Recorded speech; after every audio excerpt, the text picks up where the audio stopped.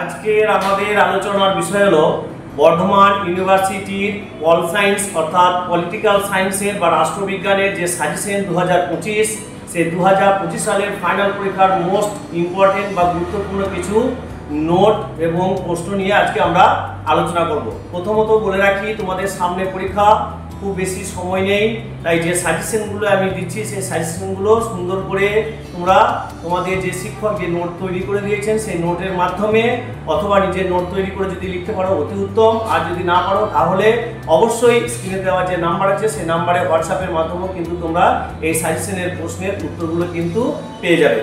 চলো বেশি কথা না বাড়িয়ে আমরা চলে যাব সরাসরি সেই প্রশ্নের দিকে।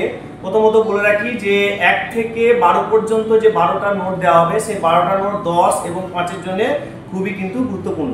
তোমাদের 10 নম্বরের নোট লিখতে হবে দুটো, কম বেশি তোমরা জানো, এবং 5 নম্বরের নোট লিখতে হবে তোমাদেরকে 4টে।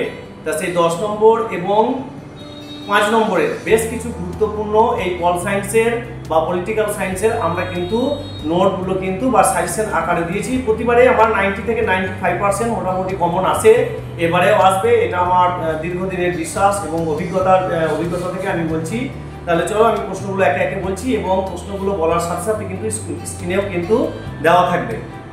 প্রথমে 1 নম্বর প্রশ্ন হচ্ছে, ভারতের সংবিধান রচনায় গণপরিষদের গঠন ও উদ্দেশ্যগুলি আলোচনা করো। 2 নম্বর প্রশ্ন হলো, ভারতের সংবিধানের প্রস্তাবনা অনুযায়ী ভারতকে ধর্মনিরপেক্ষ রাষ্ট্র ও তার সপক্ষে যুক্তি দাও।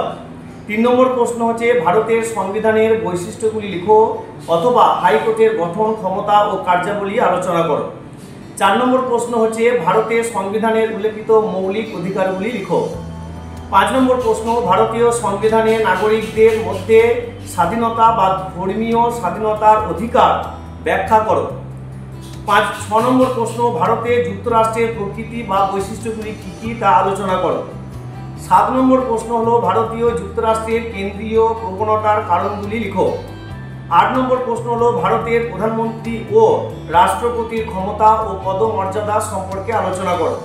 9 নম্বর প্রশ্ন হলো, ভারতের যে কোনো অঙ্গরাজ্যের মুখ্যমন্ত্রীর ক্ষমতা ও কার্যাবলী আলোচনা করো। 10 নম্বর প্রশ্ন হলো, ভারতীয় বিচার ব্যবস্থায় লোক আদালত সম্পর্কে যা জানো তোমার সম্পর্কে যুক্তি দাও। 11 নম্বর প্রশ্ন হচ্ছে, সার্বিক প্রাপ্তবয়স্কের ভোটাধিকার বলতে কি বোঝায় তা আলোচনা করো।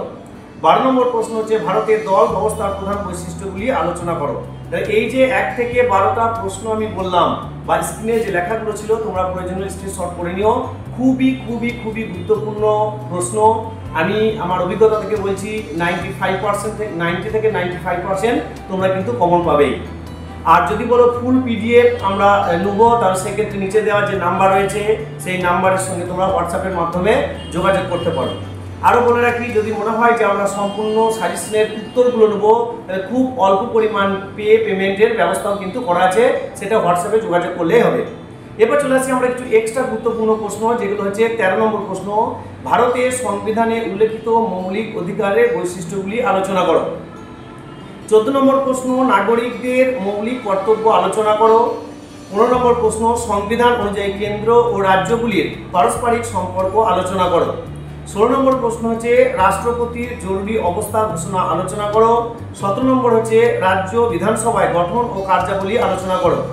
18 নম্বর প্রশ্ন হলো, যে কোনো রাজ্য বা অঙ্গরাজ্যের বিল পাসের পদ্ধতি আলোচনা করো। 19 নম্বর প্রশ্ন হচ্ছে, বা এটা আমাদের শেষ প্রশ্ন, ভারতের নির্বাচন ব্যবস্থার প্রধান বৈশিষ্ট্যগুলি আলোচনা করো। এই ছিল আপাতত 2025-এর সেকেন্ড সেমিস্টারের সাজেশন। এরকম বাংলা, দর্শন, সংস্কৃত, ইতিহাস, রাষ্ট্রবিজ্ঞান এই সমস্ত আর্টসের সাবজেক্টের সাজেশন পেতে তুফান খাদিম আইএসপি এই ইউটিউব চ্যানেলকে সাবস্ক্রাইব করো এবং লাইক করো।